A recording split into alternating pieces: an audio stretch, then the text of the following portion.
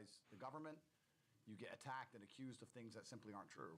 And I don't think that's fair on anybody, you know? Well, we Jews are very opinionated, okay? I haven't noticed. And we think that we're smarter than everybody else. Yeah. And, you know, Israeli politics is something that I barely understand on the surface. I was about to say, I don't Okay. understand it hardly at all. It's very complicated. Because Bibi seems in trouble there. I thought he was the boss, and he's in trouble. And Look, I told your brother this, Yeah. and I just recently met his son. What a charming kid. Yeah. Okay. I'm not a big Bibi fan. Yeah. Okay. But is he good? Has he been good? You know who's been good for Israel? Donald Trump. I've heard that a lot. What's the word? And does Bibi do? He's just like any other political leader. He has people who like him, he has people who love him, and he has people who hate him. Yeah. Okay? And if you can't have the ability to exercise your freedom to speak and think, then where the fuck are we? Okay? Yeah. In another planet, in another world, okay? Absolutely. Because not everybody is going to like me. Not everybody is going to like you. Yeah. Not everybody's going to like someone who's changed the world, like a guy like Steve Jobs, who changed the phone. Or Elon. Elon has haters. I mean, that's right. It did, and is it the fact that there's always a little jealousy? Absolutely. Okay? So people see you, and you're bright and articulate and successful, Yeah. and they don't really look into my cup. They look at how much more you have in your cup. This is true. Hate never comes from above. It seems to always come from below. This is absolutely true. Yeah. And Yeah. the ability to speak freely about a lot of issues and being open with your opinions, I think, are extremely important. And it's what America's built on. And I actually think it's one of the easiest ways to measure the decline of our society is that it's becoming harder and harder to have cordial disagreements or cordial differences of opinion. We could sit here and I could say, I've never said anything nice about Israel, and you could say, I love Israel, they've done everything perfectly. We should be able to have a conversation, shake hands at the end of it, and still do business at the end of it if we decide so, and move on. And I don't know if social media has done that or why the world's changed, because I'm, you know, of a different generation than a lot of the young people today, but you're a generation above me. And certainly in my day and age, you made a lot of money with people you didn't really like.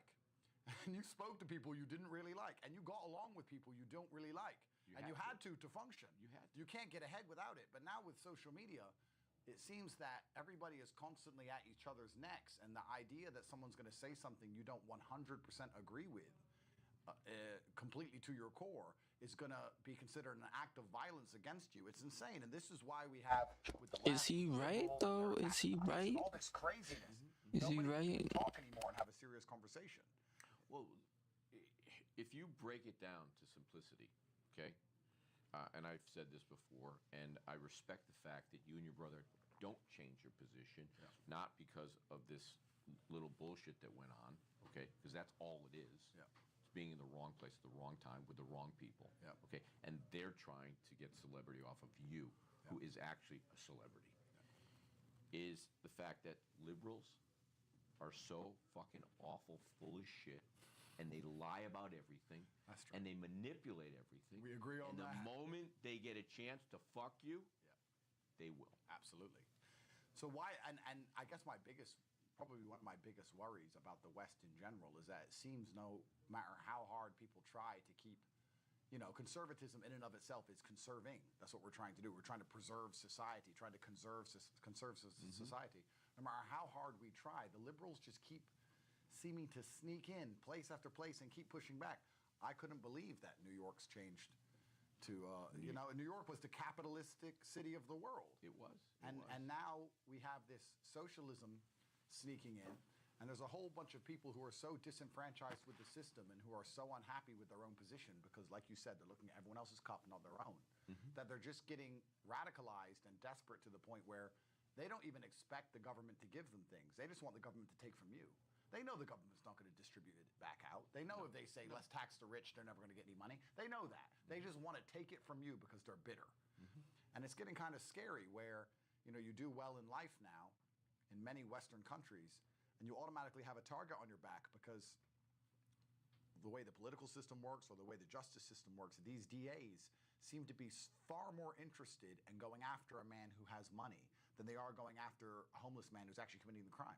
These homeless people who are stabbing people and doing drugs and shooting people, they seem to get out of jail really quickly and they're back on the street. In and out. In and out. But if you have money, they really want to build a really big case and they really want to get you because they really want that money. And it's scary. It's scary. Look, and we spoke about it a little bit. What I went through was still today, I can't even comprehend it. Yeah. And knowing when, I remember when they indicted me and they said that you don't own these projects, and I'm like, well, wait a second. I've owned these projects for 2 decades. What are you even talking in an indictment? Yeah. And the way that we own things is we don't own it in our own name. We own it in separate entities. Which is prudent. I have a trust. My kids have trust. The money flows through to them. Of course. And their whole goal was to take whatever I had and not redistribute it and hold on to it. And that's what they do.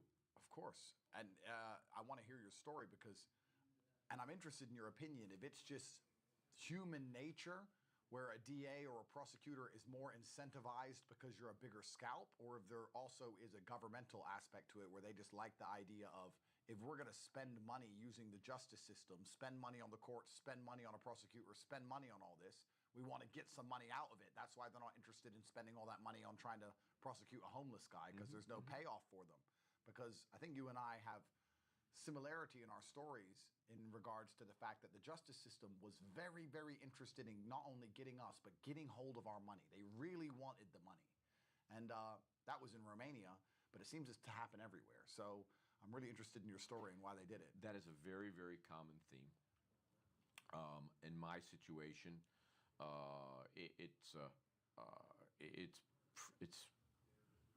it's crazy.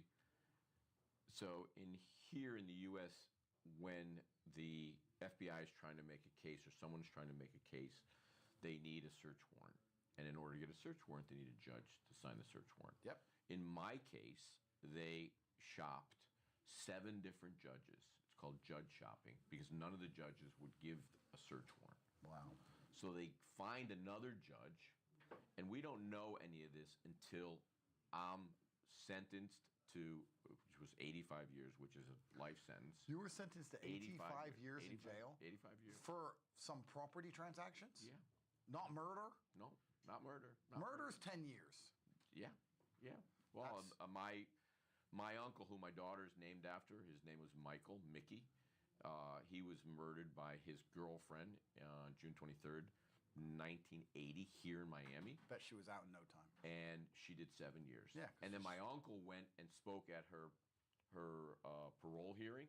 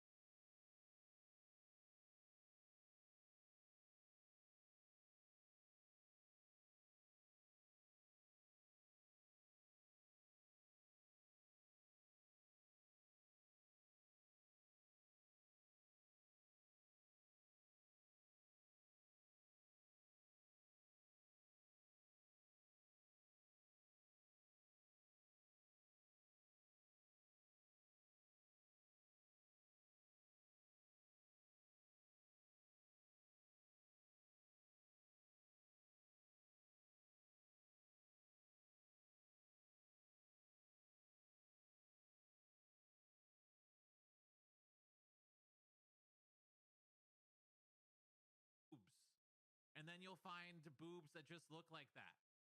Like do like a Photoshop and put her face on there or whatever.